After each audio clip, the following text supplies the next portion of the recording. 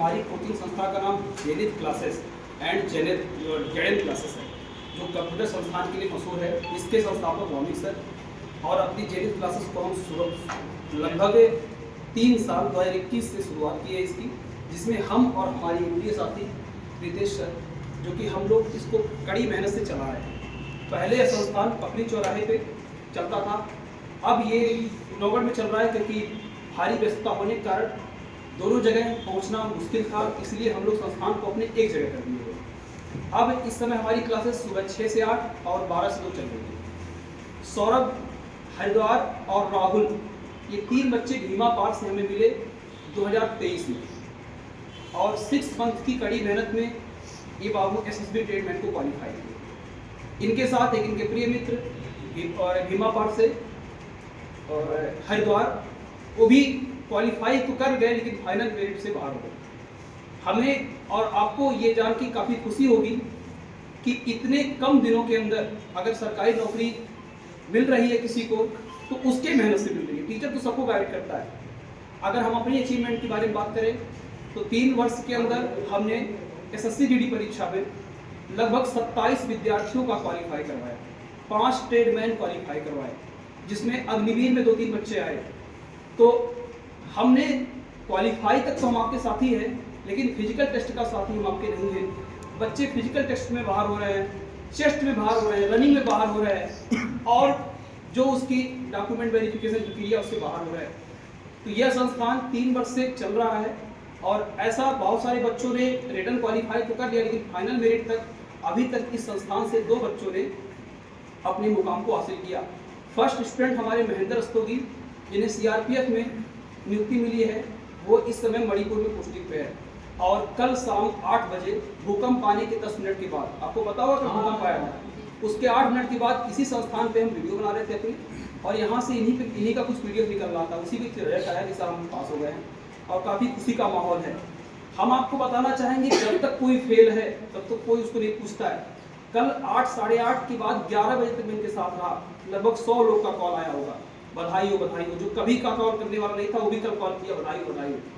क्योंकि सफलता का सब लोग साथी है, असफलता के पीछे कोई चलने वाला नहीं है। तो हम आप लोग को ये बताना चाहेंगे कि अगर आप लोग कड़ी मेहनत से किसी भी एग्जाम की तैयारी कर रहे हैं तो सफलता आपकी निश्चित है। अभी हम लोग भी तैयारी कर रहे हैं, हमारे साथ ये सर 3 बार मेंस दे चुके CGL का, हम भी 2 बार दे चुके, लेकिन अभी तक हम लोग भी सिलेक्शन नहीं पाए। बट सर का MTS में सिलेक्शन हो गया, हवलदार में हो गया, इनकी भी ज्वाइनिंग हो जाएगी, 2 से 3 दिन के अंदर चले जाएंगे। और बाबू का तो आप लोग सुन ही रहे हैं, काफ़ी कड़ी मेहनत से इनकी लगन, जो कि हमेशा सर ये हमको डाउट है 1 घंटा अलग से पढ़ा दीजिए, काफ़ी ईमानदारी से पढ़ने वाले, और काफ़ी टेक्निकल भी है, हर एक फील्ड का नॉलेज इनके पास, जैसे कंप्यूटर का फील्ड हुआ।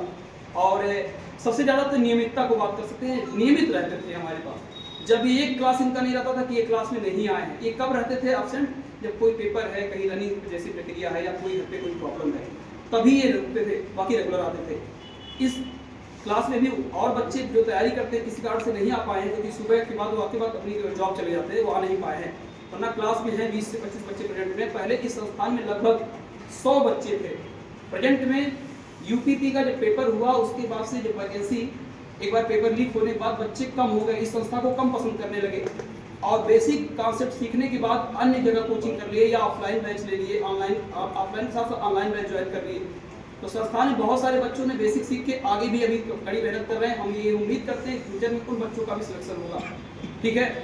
तो अभी हम अपने प्रिय मित्र जो है और हमारे कोचिंग के सबसे जाने माने GS के टीचर और इकोनॉमिक्स के काफ़ी अच्छे ज्ञाता रितेश सर के बारे में कुछ बताना चाहेंगे। उससे पहले रितेश सर आपको अपने बारे में और संस्थान के बारे में बताएंगे।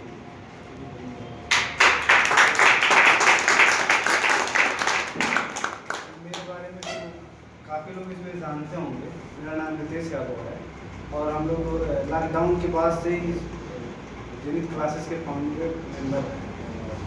और उसके बाद मेरा SI भी हुआ था, तो मैं DB के लिए चला गया था। उसके बाद से ये अकेले ही संस्थान को संभाल रहे हैं। देखिए, अब सौरभ कोचिंग के बारे में तो सर परिचय दे ही चुके हैं, और सौरभ अब किसी परिचय के मोहताज भी नहीं, उनको सब वैसे भी जानेंगे।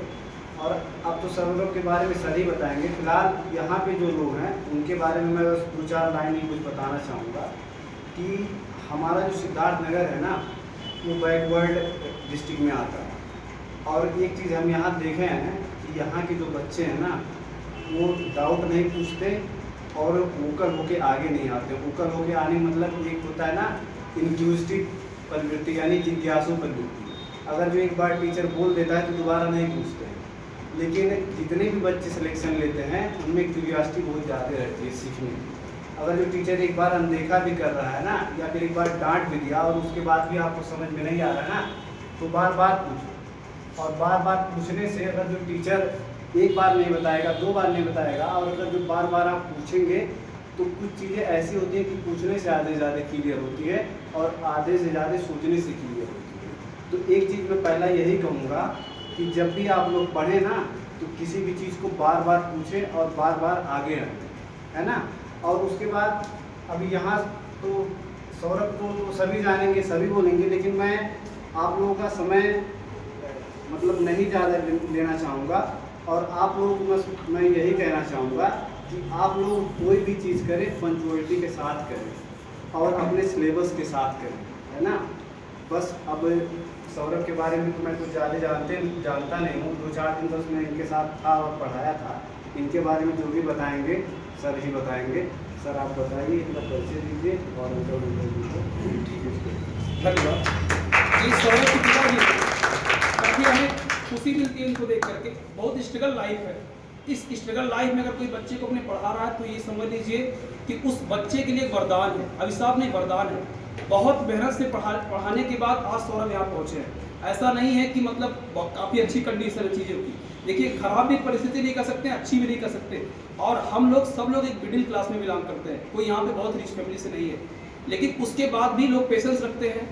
कभी कभी क्या होता है, बहुत अमीर वर्ग पेशेंस नहीं रख पाता। 1 साल पढ़ाने के बाद बच्चों को कह देता आप कुछ जॉब कर लो, कहीं कंप्यूटर का कोर्स कर लो या कहीं छोटा मोटा कोर्स कर लो, कहीं प्राइवेट नौकरी पकड़ लो। लेकिन ऐसा बहुत कम ही लोग ऐसे होते हैं ना जो ये कहते हैं कि तुम 4 साल पढ़ो, 5 साल पढ़ो, तुम्हारे साथ खड़े हैं। आज 3 साल 2 साल से लगातार तैयारी कर रहे हैं। पेरेंट्स नहीं पेशेंस हार रहे हैं, यानी कहीं ना कहीं उनको अपने बच्चे के प्रति क्या है, ये उम्मीद है कि ये कल सफल हो जाएगा। और अगर एक अटेम्प्ट में किसी का नहीं हो रहा है तो उसको अगले अटेम्प्ट में जरूर प्रयास करना होना चाहिए। इस भारी भरकम भीड़ में भारत आपको पता होगा हर जगह पीछे है, लेकिन जनसंख्या में सबसे टॉप पोजीशन पे चल रहा है। ठीक है, अगर 2 लॉकडाउन और आ जाए तो हम लोग की जनसंख्या हो जाएगी लगभग 2 अरब। ठीक है, तो ऐसे ऐसी चीजें बढ़ गई है यहाँ पे जनसंख्या का, और जनसंख्या अनकंट्रोल है, अनबैलेंस जिसको हम बोल सकते हैं पूरा तरीके से। सरकार का कोई शिकंजा इस पे नहीं है, और शिकंजा ना होने के कारण वैकेंसी वही है ऊँट के मुंह में जीरा। थोड़ी वैकेंसी आती है, करोड़ों की भीड़ पड़ जाती है, और ऊपर से भ्रष्टाचार का नाम आपको पता ही होगा, चारों तरफ से लगा हुआ है। और ऐसे में अगर कोई नौकरी पा रहा है, इस सिचुएशन में अगर कोई नौकरी पा रहा है तो याद रखिएगा उसके अंदर काफ़ी जज्बा है उस नौकरी के प्रति। आपको पता होना चाहिए जो सर क्वालिफाई किए ना, उस वैकेंसी की कट ऑफ 90% गई। आप सोच सकते हैं कंपटीशन की कट ऑफ IAS दुनिया का सबसे टफेस्ट एग्जाम है, भारत का टफेस्ट एग्जाम है, लेकिन उसकी कट ऑफ 55-60 अबाउट जाती है। और यहाँ पे जो कंपटीशन की तैयारी आम जनता कर रही है, आम बच्चे कर रहे हैं, वनडे एग्जाम के बच्चे कर रहे हैं, उनसे पूछिए कितना झेलना पड़ रहा है। 60 हुआ, 60 से 65 हुआ, 65 से 70 हुआ, परसेंटाइल 99 खोज रहे हैं बच्चों को बैठाने के लिए पेट स्कोर से। सोचिएगा कंपटीशन कितना हायर है। और ऐसे में अगर आपको किसी भी विभाग में नौकरी मिल रही है, सरकारी उसके आगे बस लग जाए, तो समझ लीजिए आप इस फील्ड के सबसे बड़े योद्धा है, सबसे बड़े वॉरियर है। ठीक है, तो पहले हम धन्यवाद इनके पिताजी को देना चाहेंगे कि जिन्होंने कड़ी मेहनत से उनको यहाँ तक पहुँचाया, उनके पेशेंस के साथी रहे। वरना उनका पेशेंस तो पेरेंट्स से ही खत्म हो जाता ना। पेरेंट्स से कह देता कि बेटा तुमसे नहीं होगा, तुम भी कुछ शुरू करो, हम लोग भी कुछ अच्छे से करें। सामने बहनों का भार कि हाँ शादी करना है, अपना भार, पिता की उम्र, मम्मी का मतलब दुख, सबको देख करके जो तैयारी करके आगे निकलता है ना, उसको रियल में योद्धा बोलते हैं। क्यों? क्योंकि उसको यहाँ पे 4 घंटे क्लास के बाद, 2 घंटे क्लास के बाद शाम को पहुँचना, पापा का चेहरा देखना, मम्मी का चेहरा देखना, घर की परेशानियों को देखना, सबके यहाँ वही हाल। मैं सिर्फ सौरभ की एग्जाम्पल नहीं देता हूँ, मैं अपने घर की एग्जाम्पल देता हूँ। अभी मैं भी सिलेक्ट नहीं हूँ, अभी मैं भी पढ़ रहा हूँ, मैं भी पढ़ा रहा हूँ। मैं भी जब घर जाता हूँ अपने तो देखता हूँ पापा को अलग उदासी है, मम्मी को अलग उदासी है। उदासी किसके लिए है? उदासी उनको जूता चप्पल कपड़े और मकान की उदासी नहीं है, सबसे बड़ी उदासी है कि मेरा बच्चा बेरोजगार है।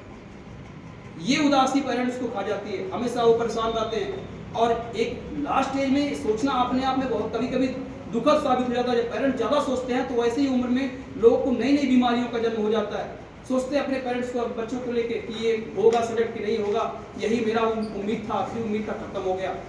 तो आपको बताना चाहेंगे आज इनके पापा भी आए हैं, आपको काफ़ी खुशी हुई होगी, जैसे सुने हैं उससे आपको अच्छा लगा है, आपकी ज़िंदगी बन गई है। याद रखिएगा जो भी आपका सपना फ्यूचर में रहा होगा सब पूरा हो जाएगा इनके द्वारा, क्योंकि एक प्रकार से आपको मैं बताऊं, पुलिस में जॉब करना, सेना में जॉब करना, दोनों में फ़र्क है, ठीक है। वो देश का जॉब होता है, ये भी देश के सैनिक के ही उस रूप में आते हैं, लेकिन जितना रिस्की जॉब इन सबका होता है उतना रिस्की जॉब पुलिस की नहीं होती है। तो अपने आप में ये समझ लीजिए एक आपके लिए एक रीढ़ की हड्डी का रूप लेके खड़े हुए हैं और आपसे ही एक यहाँ तक पहुँचे हुए हैं। तो आप भी इनके बारे में कुछ कहना चाहें तो वो दीजिए। हाँ, अपने बारे में कैसे आपने इनको यहाँ तक पढ़ाया, कैसे बताया, कैसे यहाँ तक पहुँच देखिए गए। हमारे पास कोई रोजगार है नहीं, मैं भाड़े का रिक्शा चलाता हूँ, रिक्शा, और एक गाय वाला हूँ। 3 बजे रात को उठता हूँ, चाय की दुकान चलाता हूँ 7 बजे तक। उसके बाद में स्कूल का बच्चों का टीचरों का लेकर आना जाना है। फिर रात में गाय का दूध निकालते हैं, बेचते हैं। फिर सुबह दूध निकालते हैं 3 बजे, फिर चाय की दुकान चलाते हैं। उसके बाद दिन भर रिक्शा। नहीं, आप बिल्कुल नहीं, यही इसीलिए तो आपको यहाँ पे लेके आए कि और लोगों को थोड़ा सीख मिले। अब तो आपके दुख कट गया, अब आप आप परेशान मत होइए, आपको दुख हो रहा है, ठीक है। अब तो आपके अच्छे दिन आ कैसे पढ़ाते हैं, अब बिल्कुल आप परेशान ना होइए, बस आपको अच्छा लगा, आप बैठिए आराम से, ठीक है। आप कोई भी इसमें ठीक है सौरभ, अब तो इतना इशारा काफी हो गया होगा, है ना। पहले एक माला अपने आप पापा के लिए लगाइए, क्योंकि इन्हीं से आपको वहाँ तक पहुँचने का मौका मिला। आप लोग फोटो लीजिएगा।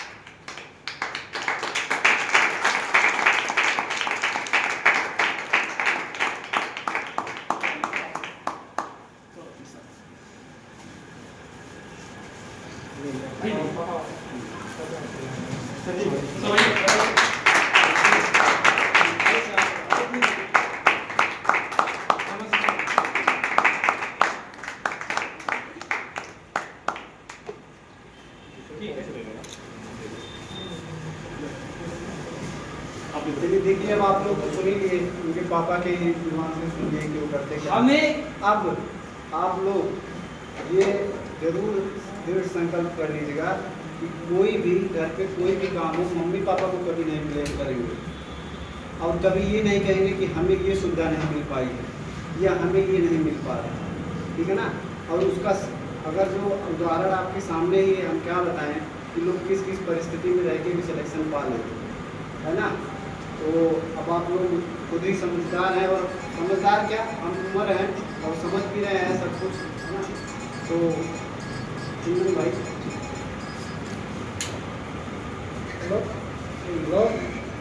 बंद करें। देखिए आप उन लोगों ने इनके बारे में सुना आ जाएगा।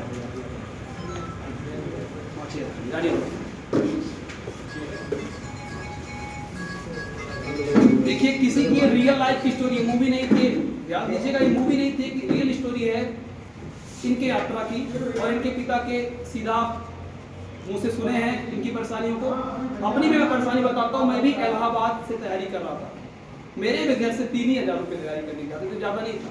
मुझे याद है कि मैंने इलाहाबाद में कभी जीन्स नाम का कोई कपड़ा नहीं खरीदा, वो खरीदा भी होगा तो फुटपाथ पे, इसकी कीमत 250 होती है, क्योंकि वो कोई पता भी नहीं पता 250 वाला कि 500 वाला है, ठीक है। वो मैं लेके पहना हूँ, मुझे याद है, क्योंकि 3,000 में अगर आपको इलाहाबाद मिल रहा है ना तो आप लग्जरी लाइफ नहीं जी पाएंगे, पूछो कैसे नहीं जी पाएंगे। 18 सिलेंडर कट जाता है, अगर आपके पास छोटा वाला सिलेंडर है ना तो आप उसमें 5 किलो गैस भरवा देंगे, 500 लग जाएगा, और तो आप जी नहीं पाएंगे 3,000 में। लेकिन हम लोगों ने भी वैसे कठिन परिश्रम से यहाँ पे किया है। मैं बताता हूँ, मेरी फीस स्टार्टिंग में 600 थी, मेरी फीस स्टार्टिंग में 600 थी, बाद में 800 के फिर 1000 हुई। इसी संस्थान के कुछ ऐसे बच्चे आए जो कहे सर फीस आपकी बहुत महंगी है। मैं उन बच्चों को एक लाइन से उनको बताना चाहता हूँ, अगर आप इलाहाबाद जाएंगे बाबू ना, जितना आप एक मंथ में खाएंगे ना उतना मेरी 4 मंथ की फीस है।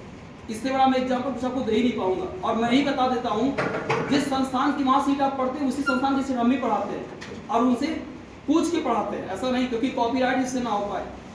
जो वहाँ की टॉप लेवल की कोचिंग है, मैं सबका सीट प्रोवाइड कराता हूँ, अपने और टेलीग्राम चैनल पर भी डालता हूँ, उनके नाम से डाल देता हूँ, मुझे कोई डर नहीं है, क्योंकि मैं वहाँ के सब टीचरों से बैठ करके बात करके आया हूँ। और वहाँ की जितने टीचर बड़े बड़े टीचर हैं सबकी कंपनी छोटी नहीं, अरबों की कंपनी बाप, अरबों कंपनी 1 मिनट के अंदर हमको यहाँ से उठा लेंगे। वो लोग क्यों मेरा मैटर पढ़ा रहे हो, लेकिन मैं सबसे बात करके पढ़ा रहा हूँ सर, मैं आपका मैटर पढ़ाता हूँ। वो लोग खुश रहते हैं, कहते भी हैं ये चीज़ कि आप अगर वहाँ पे पढ़ा रहे हैं तो ठीक है। यहाँ तक कि अभी मैं 1 मंथ पहले गया था इलाहाबाद, वहाँ के संस्थान के टीचर बताए कि मेरा बैनर लगा दीजिए, आप मेरा बैनर लगा दीजिए, हम लोग सेमिनार ज्वाइन करेंगे, मेरे बैनर पे आप पढ़ाइए। आप मैथ्स सिर्फ पढ़ाते हैं, मैं आपको 2 टीचर और दे रहा हूँ, पढ़ाइए मेरे अकॉर्डिंग पढ़ाइए। जब वो कहें मेरे अकॉर्डिंग पढ़ाइए तो मुझे थोड़ा सा वो लगा। संडे को मैं 4 घंटा पढ़ाता हूँ, संडे को जब भी छुट्टी रहती है संडे को भी 4 घंटा पढ़ाता हूँ। मैं बताऊँ रिटर्न क्वालिफाई, अगर आपके यहाँ 27 बच्चे जीडी का क्वालिफाई हो रहा है तो याद रखिएगा संस्थान की कोई कमी नहीं है, पढ़ने वाले बच्चों में कमियाँ हैं, दौड़ने वाले बच्चों में कमियाँ हैं। मैं आपको इस कैमरे के सामने कर रहा हूँ, वीडियो पोस्ट भी होगा, यूट्यूब पे भी पोस्ट होगा, इंस्टा भी पोस्ट होगा। जीडी का 6 मंथ का बच्चा तैयारी करने मेरे यहाँ आए, निर्धारित जो बताया गया है टाइमिंग उसके अकॉर्डिंग आए, अपनी बराबर फीस जमा करके आए। 6 मंथ के अंदर अगर उसका रिटर्न क्वालिफाई नहीं होता है तो अपनी फीस सहित जितना पैसा मुझे दिया वो ले ले, बाकी उसका समय तो हम उसको वापस नहीं कर पाएंगे, लेकिन उसकी फीस हम वापस कर सकते हैं। ये हम आज ही बता दे रहे हैं। क्यों? क्योंकि अब मैं जीडी को जीडी की तरह नहीं पढ़ा रहा हूँ, मैं जीडी वाले बैच में एसआई की मैथ पढ़ा रहा हूँ, जीडी वाले बैच में मैं यूपीएसआई की मैथ पढ़ा रहा हूँ, सीजीएल के मतलब प्रैक्टिस को हल करवा रहा हूँ। तो जो बच्चे अगर फ्यूचर में कोर्स की तैयारी करना चाह रहे हैं, यूपीएसआई की तैयारी करना चाह रहे हैं, पुलिस की तैयारी करना चाह रहे हैं, तो उनके लिए फिर से मौका है न्यू बॉयज ज्वाइन करने का। आके ज्वाइन कीजिए और हमारे संस्थान से जुड़िए। और अगर आपके साथ में कोई कंप्यूटर का कोर्स करना चाह रहा है तो उसके बहुत महान एक्सपर्ट हमारे वामिक सर है, बहुत महान एक्सपर्ट है, क्योंकि मेरे गांव से 5-6 बच्चे पढ़ने आते हैं और मैं इसलिए महानता दे रहा हूँ। कोई ऐसा नहीं कि यहाँ पढ़ा रहा हूँ इसलिए महानता दे रहा हूँ। मेरा घर यहाँ से 12 किलोमीटर दूर पर है, ठीक है, वहाँ से बच्चियाँ पढ़ने यहाँ आती हैं, उनको इंटरेस्ट है कि सर अच्छा पढ़ाते हैं, तो यही हो गई महानता। और मैं आपको बताऊँ इसी नौगढ़ में कुछ बच्चे मुझसे 500 मीटर दूर रहते हैं ना, तो 1-2 मंथ पढ़े, कहना सर अब सुबह 6 बजे कैसे आए, बहुत सुबह आप बुला लेते हैं। हम कह रहे हैं 6 बजे तुम नहीं आ सकते तो रनिंग कैसे करोगे जब वहाँ पे आपको बेल बजा के जगाया जाएगा ना। अब इनको अभी तो मम्मी जगाती थी, बाबू उठ जाओ जाके नौकरी और है, जाके पढ़ने चले जाओ। नौकरी के लिए मम्मी नहीं जगाने आएंगी, वहाँ बेल बज जाएगा, आपको उठना पड़ेगा निर्धारित समय के अंदर, ठीक है। तो इनके पिताजी कुछ बताना चाह रहे हैं।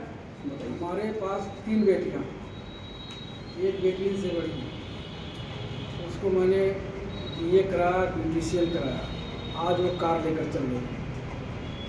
और हमारे पास कोई खेती बाड़ी नहीं, हमारे पास अंत्योदय का लाल कार्ड है, उसी के सहारे। अब आप उसी बता दें। एक लड़की हमारी BA कर चुकी है, वो भी कंप्यूटर का मतलब कोर्स कर चुकी है। एक लड़की अभी BA कर रही है, कंप्यूटर कोर्स कर रही है, और उसी रिक्शा से हमारा कमाई है। और चाय क्या और दिन भर चलाते हैं जब, और कोई बिजनेस हमारे पास नहीं है। घर और बच्चों का पढ़ाई लिखाई खर्चा और दर दवाई कपड़ा लत्ता सब हमको देखना। और इस स्थिति में हम इन लोग का जो है हम पीछे नहीं हट रहे हैं, ना कभी पीछे हटे कि बच्चे हमारे किसी तरह कामयाब हो जाए। रात को 3 बजे उठना, इनको लिए पानी गर्म करके देना, दूध गर्म करके देना, चाय गर्म करके देना, कि जाओ उठ कर जाओ, जाओ उठ कर जाओ। सबको पूरे परिवार को गाइड करना।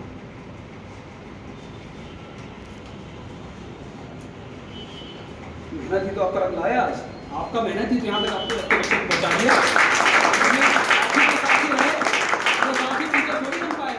वो जो साथी है वो पेरेंट्स ही बन पाते हैं, बच्चे को भेजना, रेगुलर भेजना। मैं आपको बताऊं पढ़ाई ऐसा नहीं सिर्फ इसके कोचिंग से, आप कहीं भी पढ़िए, लाइब्रेरी पढ़िए, ऑफलाइन ऑनलाइन किसी बैच को लेके पढ़िए, लेकिन रेगुलर पढ़िए, बिना रेगुलर का नहीं होगा। यहाँ लोग कुछ लोग बरसाती मेढक का कॉन्सेप्ट सुने होंगे, बरसात में दिखते फिर गायब हो जाते हैं। अभी तक ये भी नहीं पता चला वो गायब कहाँ होते हैं, मिट्टी में अगर जाते हैं तो मरते क्यों नहीं, लेकिन जैसे ही पानी गिरता तैसे निकल आते हैं पता नहीं कहाँ से। ऐसे ही बच्चे तैयारी करना आते हैं, जिसे वैकेंसी आ गई, अभी अप्रैल में आएगा, 30 अप्रैल तक यूपी की वैकेंसी आ जाएगी। 30 अप्रैल को जैसे ही वैकेंसी आएगी इस कोचिंग में भीड़ बढ़ जाएगी बच्चों की, यहाँ बैठने का जगह नहीं रहेगा बच्चों का। लेकिन जिस दिन लगेगा पेपर आज खत्म हो रहा, 4 दिन पहले से बच्चों की संख्या में कमी आने लगेगी, ठीक है।